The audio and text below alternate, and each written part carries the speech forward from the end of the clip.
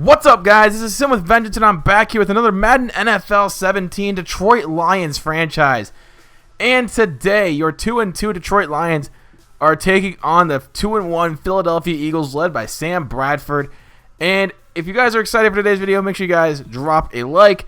And if you're new to the channel at all, hit that subscribe button. If you guys are worried about any other content that I'm producing, like NCAA or MLB, don't worry. That stuff is going to come back tomorrow. Now that, we had the Madden week pretty much over with. I wanted to try and get, those newer people to get like a little playlist going and give them something to binge watch for a little bit. But all the other stuff will coming back. So no worries, guys. I'm not going to be like, dense as like fog. I'm going to be very transparent with you guys and making sure that you guys are on the up and up of what's going on with the channel. So if you guys want to see the other stuff, that's coming back tomorrow, probably with MLB The Show, because I haven't uploaded that in a while, and we're in the World Series, so we need to upload that as soon as possible. But anyway, the Eagles are on a pretty good start. 2-1's not that bad, but Sam Bradford's a kind of an up and down quarterback. He's had a lot of injury problems in the past. Part of the reason why he's on Philadelphia now instead of where he first started in St. Louis. But nonetheless, I think he's a pretty good fit in Philadelphia.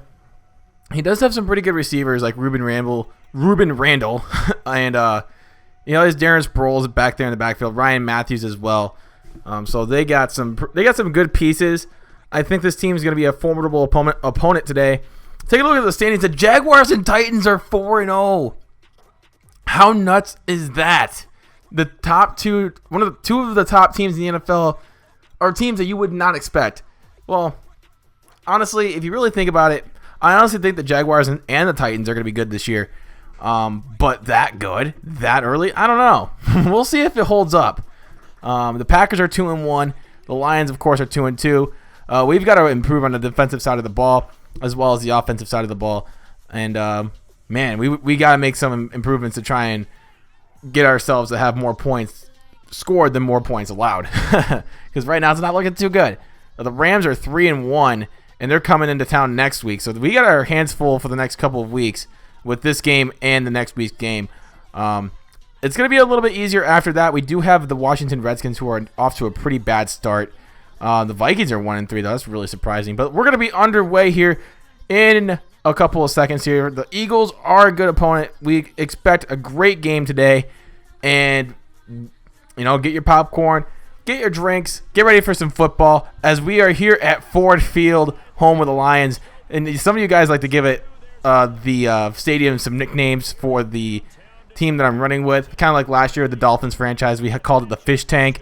This time, we're going to call it the Lions Den as a little nickname for you guys. If you guys dig that, let me know. I'm always trying to make things a little bit more entertaining for you guys and a little bit more fun and interactive, because you guys are what keep things going on the channel. So anyway, now that we are here, we're going to kick off. Matt Prater tees the ball up, and we are going to be underway here in Detroit as the Philadelphia Eagles are ready to receive the kickoff, as Prater boots this one about 7 yards deep in the end zone. Darren Sproles, the boy from Kansas State, hometown of Waterloo, Iowa, and little did you know right there. But here comes former Oklahoma quarterback Sam Bradford. 7 touchdowns, 3 picks on the year, 61.3% completion percentage on 535 yards passing through 3 games.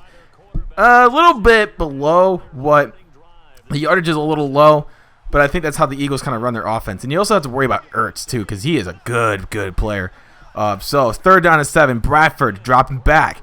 Looks, he throws it as he's hit and throws it away. I think that was intended for Ertz, but the Lions get the ball as Georgia quarterback Matthew Stafford has over 1,000 yards passing on the season. He's starting to really pick up his game, and the Lions need to follow suit. The rest of the team needs to follow suit, especially the run game, because it's been kind of mediocre. Amir Abdullah has not been panning out as much as I would like to. But maybe that's because of the run schemes that I'm trying to do. I'll have to change that up and see where we can go after a few weeks. And hopefully we can get that run game going. But we get it off to Ebron past the 40-yard line in Philadelphia territory, down to the 38. Matt Stafford, 4 for 4 so far on the drive, looking really sharp. 3rd down and 3 here. Sweep right to Abdullah. And Abdullah going to take it to the 25, down to the 20, down to the 19-yard line. 8 carries, 31 yards, just under 4 yards a carry, which we would like him to be at about 4, maybe 4.2, maybe like the highest max. I would be really happy with 4.5, 4.5, but my target's 4. But you see Eric Ebron go up and get it, big fella, as he gets the touchdown, making it 7-0 Lions. Man, oh man, what a play. I like it when the big guys go up and get it. You know what I mean? So Bradford dropping back on a play action. Looking to the right side, it's Ertz. And Ertz taking us down to the 40, down to the 34-yard line, 41-yard pickup, and a Philadelphia Eagles first down. And the Eagles, man, they got some weapons. Like I said, Zach Ertz, they got Darren Sproles, Ryan Matthews, and the other Matthews, the other Matthews. They have 2 Matthews on the team. They get this one to, I can't even pronounce his name. It's like Excelgor or Aguilar. That's how you say it. Aguilar.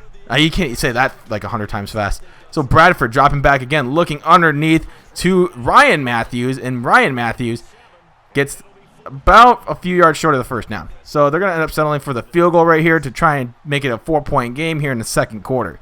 This one's pretty good. It's pretty tightly contested. Both teams haven't really been able to separate themselves through the first quarter and a half. Let's see how that plays out here in the second half, though, because, man, things can change in a matter of a second. 3rd down and 3 here. About 6 minutes left here in the second quarter. Here is Matthew Stafford dropping back, trying to take off running, but he gets taken down for the sack as Logan comes in and just takes him down with ease, with much ease. And here are the Eagles back on offense on 3rd and 14. So what can Bradford do? Well, he's going to drop back to pass. He gets hit as he throws, and it's going to be dropped by Darren Sproles. He's more of a receiving back, but he dropped that one. So both offenses actually kind of struggling here early on in this game. So here is Stafford dropping back, looking underneath, and it's Anquan Bolden. And, man, he has been quite the addition to this team. He's not like Calvin Johnson good, obviously, because of how old he's gotten and how rusty he's – well, I wouldn't say rusty, but he's definitely not the Anquan Bolden we once knew in Arizona. I'll just say that much. But we get this one off to Golden Tate, and it's a first down again. So Anquan Bolden, like I said, he's been productive. That's all we need him to be. We don't need him to be like superstar Calvin Johnson-esque good. We just need him to be productive. That's all we want our players to be, is just productive. You know, we don't want them to be like averaging 2.5 yards a carry or, you know, dropping passes. You know, we want them to be, like I said, productive. Production is all we really need here in Detroit. And, you know, we don't have that one guy where we can just throw up and get it like Calvin Johnson. But if we change up the schemes a little bit, we could probably figure something out. So 1st and 10. Stafford gets it up to Bolden. He's dropped down at the 1. Look at Anquan Bolden, man. Like I said, he has been quietly productive. Hasn't scored a touchdown yet, but every time he gets, you know, the ball, he's productive with it. 3rd down and goal. Let's see if we can get in the end zone this time. 33 seconds left in the half. Here's Stafford dropping back, looking over the middle. It's Bolden again, down to the 1. We call timeout. So now we decided to take the risk and go for it on 4th and goal from the 1, and it doesn't pay off. Looks like the ball crossed the line, but the knee probably touched down first before the ball crossed. So here comes the Lions again in the second half. We start off with the ball, but it's intercepted, and it's going to be a pick 6 for the Eagles, as now we are trailing 10-7. Stafford threw that one in the wrong direction, and we end up paying for that one. So now it's 10-7 Philadelphia, as now we got to go back on offense and try and correct our mistake. Here's Bradford dropping back, Stafford. Bradford. That kind of rhymes a little bit. So Stafford gets that one off, and now it's 3rd down and 9 here, past the 50-yard line at the 42. Here is Stafford dropping back, looking, throws it to the right side, is caught by Golden Tate, and a pretty good coverage too. So Stafford 14 of 21, 154. And he's got that 1 touchdown and that 1 interception. But let's see if he can pick that interception off the ground and turn it into some points. We see, look at Eric Ebron, man. Oh, my goodness. He is just dragging people with him. So now Stafford gets himself and his team down inside the 10-yard line. Look at the score. 1st and goal. Stafford looking, scrambling, trying to find somebody. He gets it off to Ebron, and he gets it in the end zone. Touchdown, Detroit Lions. 14-10, man. That's Ebron's 2nd touchdown of the game. Looking really sharp in this one. Third down and 5 here for the Eagles. Bradford now in the shotgun with Sproles on the right side. Here's Sproles underneath getting the catch, and he tries to spin away, but he does not, and he gets the first down. Here's Bradford for 4 for 8 for 73 yards, and that is Darren Sproles' first reception. So, first and 10, very next play. Let's see if the Eagles can continue to be productive on offense. Here is Bradford looking on the right side. It's caught by Ruben Randall, and Ruben Randall's going to find Pater. Touchdown, Philadelphia Eagles, and it's now 17-14. Oh, my goodness. We are just sometimes when we play good defense, we play good defense. But when it's bad, it's really bad. Like that instance right there. So we get it off to Golden Tate right there to about the 38-yard line as Stafford is nearing 200 yards passing once again. Pretty normal day for him. Nothing out of the ordinary. It's normal Matthew Stafford, right? So we get it off to Theo Riddick. And look at Theo Riddick getting his first carry of the game for a pickup of 14 yards. Man, this is why I like using Theo Riddick sometimes. You know, we got to split the carries more often. I feel like that would help Abdullah grow as a player instead of going full-time with him. I feel like we should split the carries a little bit more. But that one's going to be called for pass interference, obviously. Can't grab the player when he's trying to go for the ball. And, well, it was declined anyway because it was caught by Jeremy Curley because Jeremy Curley's just the man. And, you know, McKelvin, you can't do that, man. You can't do that. Third down and 10 here for the Detroit Lions. Here's Stafford dropping back, looking under. Oh, and not a smart throw. I kind of felt the pressure on that one, and I ended up almost making my second interception happen right in front of my eyes. But we avoid it. We get the field goal, tie the game in the fourth quarter. A pretty clutch kick by Matt Prater. So third down and 5. The Eagles in the shotgun with Matthews and Sproles right here, looking for the screen pass to Sproles. And he gets it off to Sproles. I was trying to defend it, but I couldn't defend it very well. As Sproles gets the first down on the screen pass. Bradford, 8 of 12. He's been on fire since the second half started. First and 10 here for the Eagles. As Matthews in the backfield this time.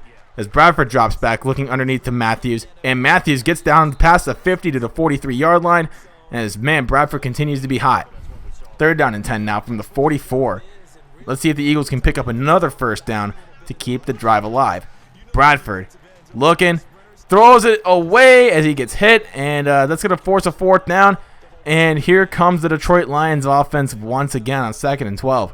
Can the Lions mount? Well, I wouldn't say mount, but it was like a 3-point deficit that we were facing, so it's not really a comeback. But can we get our offense together here in this final 3 minutes here? Second down and 5 here.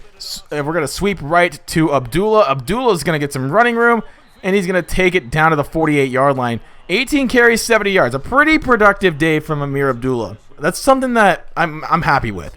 I'm sure you guys are too. Second down and 1. Golden Tate in motion, looking for the screen pass. We get it off. Abdullah with the catch and the first. So just under 2 minutes to go here. We got to push the tempo a little bit more, get ourselves in field goal range at least, or if we get a touchdown, that'd be great too. Second down and 5, handoff to Abdullah up the gut, and he gets a first down, and the Eagles are down to 1 timeout here, and that's setting us up for success. So first and 10 for the Detroit Lions here. We got our strong eye here in play. We're trying to change up the route, see if we can find a hole in the defense. And here is Stafford dropping back, looking over the middle. Wide open is Eric Ebron. First and goal here. So they're on 2nd and goal with 1:04 left. We're going to do a play action, and we're going to get it off to the on the run. We get it off to, that is Pettigrew. Pettigrew gets the touchdown. And the Lions grab a 7-point lead as Stafford throws his 3rd touchdown pass of the game. All of them to tight ends. Known fact right there. So third down and 2 right here for the Philadelphia Eagles as they're trying to keep themselves within reach, trying to get themselves back in this game and tie it up. Bradford off to Ertz, and Ertz is going to go the distance. Is he going to go the distance? He's got 2 guys on him, and he's going to take it down to the 11-yard line. Bradford, 11 of 17 for 225. He's having a great day. So 2nd and 10 here with 16 ticks left. Bradford in the gun, dropping back. Looks, has time in the end zone. It's caught by Aguilar. Touchdown, Philadelphia Eagles. And they're an extra point away from tying the game. So here is the extra point to tie the game. And it is blocked. Oh my goodness, ladies and gentlemen. We blocked the extra point to tie the game. And now we have a 1-point lead. onside kick. It's no good for the Eagles, and the Detroit Lions escape by the skin of their teeth, winning by the slimmest of margins. What an ending by the Detroit Lions, coming up clutch on the blocked kick and recovering the onside kick. Special teams doing work. That's all I got to say, man. What a great ending to this one as the Lions improved to 3-2 on the season. Next week, the LA Rams and Todd Gurley and Jared Goff and them boys, Tavon Austin, and that gritty defensive line of the LA Rams. I almost said St. Louis. It's the LA Rams now, guys. But that is going to be a tough matchup as well, so get ready for that one. And, man, crazy game. Crazy ending. What a way to end it. Thank you guys so much for watching today's video. If you guys enjoyed, drop a like. And if you're new to the channel at all, hit that subscribe button down below for more great content such as this. But until next time, my name is Sin with Vengeance. You guys have been amazing as always, and I am out. Peace.